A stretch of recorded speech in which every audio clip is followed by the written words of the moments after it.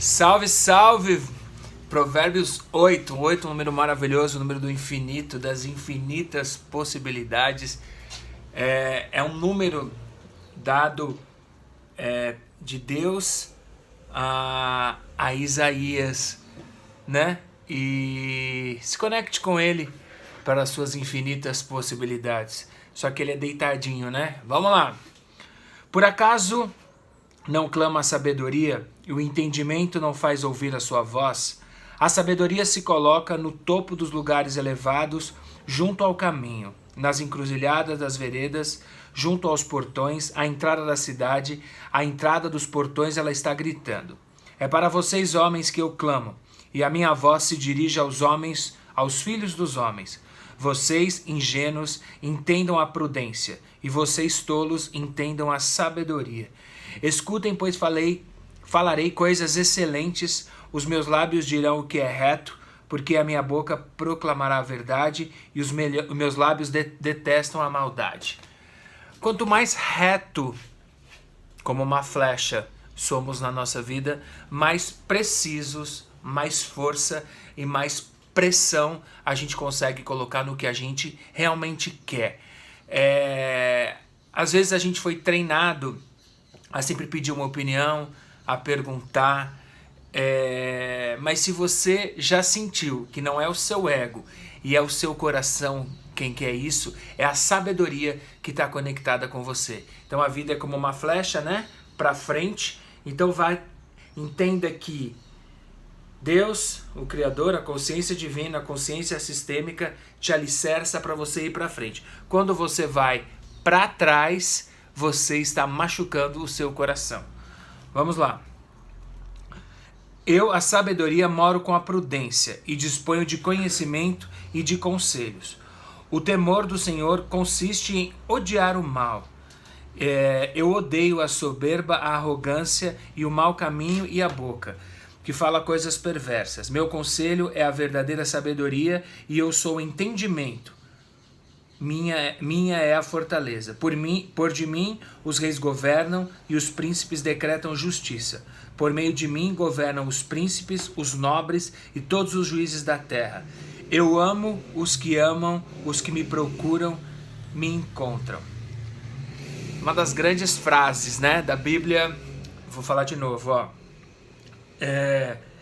Eu amo os que me amam, os que me procuram, me encontram. Sempre sem pensar em termos de religiosidade, mas em termos de sabedoria. Como é que eu me conecto, né, com a verdadeira sabedoria? Como eu me conecto com Deus, né? Quando eu escuto que é Deus falando e quando não é Deus que está falando comigo. Existem três vozes que falam com a gente, né? Deus, algo não positivo e a nossa voz, né? Então, aí como é que eu sei qual é a voz de Deus? Se algo que eu vou fazer só me beneficia, né? É a minha voz falando comigo. Se algo que eu vou fazer vai incomodar, irritar, prejudicar uma outra pessoa, já sabem quem está falando. Agora, se é algo que vai edificar e ainda vai proporcionar coisas boas às outras pessoas, além da gente, adivinha quem está falando com você. Lindo, né? Riquezas e honras estão comigo, bens duráveis e justiça. O meu fruto é melhor do que o do outro, do que o ouro refinado, e o meu rendimento é melhor do que a prata escolhida. Ando pelo caminho da justiça e sigo as veredas do juízo, para adotar de bem os que me amam e me encher os meus tesouros. A eternidade da sabedoria. O Senhor me possuía no início da sua obra, antes das suas obras mais antigas. Fui estabelecido desde a eternidade, desde o princípio, antes do começo da terra. Nasci antes de haver abismos, quando ainda não havia fontes carregadas de águas. É o Criador de tudo, né? Quando a gente fala, né, que Deus não existe. Ele é. Porque se ele existisse, ele teria que ter sido criado por alguém. Então ele é e nós somos, né? Quando a gente resolve se conectar com o eu sou, né? O eu sou, com quem eu estou me conectando, com quem é e com quem é a fonte. E a fonte está sempre disponível para gente. Outrora falava com uma pessoa que o que é lindo, né, da sabedoria de Deus é a graça, é o não merecimento. Então, independente do que você tenha feito na sua vida, né, do que a gente tenha feito, do que a gente tenha pensado, do que a gente tenha falado, independente do que os outros vão achar, a graça não é a meritocracia, né? E quando a gente entende que Deus é quem é pela graça, a gente começa a trazer um quentinho para o nosso coração e a disponibilidade de se sentir amado. Acho não, né? Eu vejo muito nos meus atendimentos terapêuticos que a grande dificuldade que as pessoas estão tendo hoje é de se sentir amadas, né? Começa por papai e mamãe. Às vezes tem um bloqueio de papai e mamãe muito grande que atrapalha essa conexão com o divino. Então, quanto mais a gente traz essa percepção de ser amado, mais interessante é pra gente ir para um relacionamento, procurar um emprego. Então se conectem com isso, peçam ajuda, falem para quem vocês amam. Ah, mas é óbvio que eu amo. Não, não é óbvio, fala.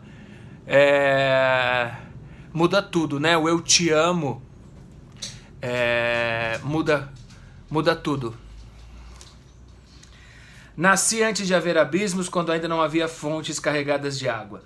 Antes que os montes fossem firmados, antes de haver colinas, eu nasci. Deus ainda não tinha feito a terra, nem os campos, nem sequer o princípio do pó do mundo. Eu estava lá quando ele preparava os céus, quando traçava o horizonte sobre a face do abismo. Estava lá quando ele firmava as nuvens de cima, quando estabelecia as fontes do abismo, quando fixava ao mar os seus limites para que as águas não transgredissem a sua ordem. Quando ele compunha os fundamentos da terra, eu estava com ele e era o seu arquiteto. Dia após dia, eu era a sua alegria, divertindo-me em todo o tempo na sua presença, divertindo-me no seu mundo habitável, achando alegria junto aos filhos dos homens. Agora, meus filhos, escutem o que eu digo, porque felizes são os que guardam os meus caminhos. Ouçam o ensino, sejam sábios e não o rejeitem. Feliz é aquele que me ouve, vigiando dia após dia, diante das minhas portas, esperando na entrada da minha casa. Pois quem me encontra, encontra vida e alcança favor do Senhor. Mas quem peca contra mim, violenta a própria alma. Todos os que me odeiam amam a morte. Se eu vou contra quem criou a vida, e o meu trabalho sistêmico é isso, né? O que é o trabalho sistêmico? É ir a favor da vida. Tudo se move, tudo existe para promover a vida no aqui e no agora. Eu vejo muitas pessoas perdidas em fantasias, em delírios, em procrastinação. Eu, mais do que ninguém, acredito no poder do sobrenatural, na conexão, mas tudo acontece através da gente, a partir da gente, da forma com que a gente se coloca a serviço da vida. Deus, o Criador, e o nosso sistema só consegue agir quando a gente se coloca a serviço da vida. Quando eu me retiro da vida, que é a morte, não tem como nada agir.